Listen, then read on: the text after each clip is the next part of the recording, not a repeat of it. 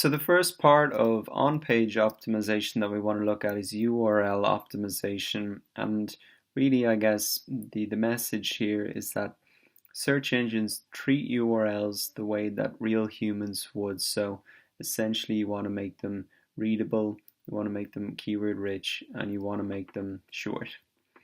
So as I said, you want to make them readable, so you want to avoid something like yourdomain.com/p=123. Neither the search engines or a real human can really understand what your page is about if your URL is like that.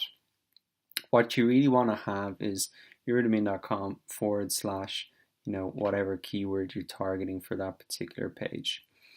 What you want to avoid is something that's, you maybe have your keyword there, but you include the full post title in the URL itself. It's just a little bit too long, and plus the search engines only will really look at the first 3 to 5 words in the URL. Just another thing to avoid as well is make sure that your URLs and the words that are in the URLs are separated using hyphens. So as you can see here, keyword hyphen or target hyphen keyword hyphen. That's the format you want. You don't want to have URLs with underscores. I'll show you an example of how you can edit your URL. And I'm just going to do this in the admin panel of a demo WordPress site.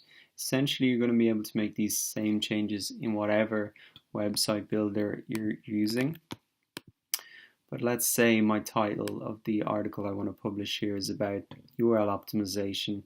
And as you can see, by default, it's pulled the URL from the post title. So you can see that there's hyphens separating the words, which is great. It's got my keyword at the start of the URL as well, which is perfect. And if I want as well, I can shorten it down if I have quite a long post title, just down to the core keyword itself.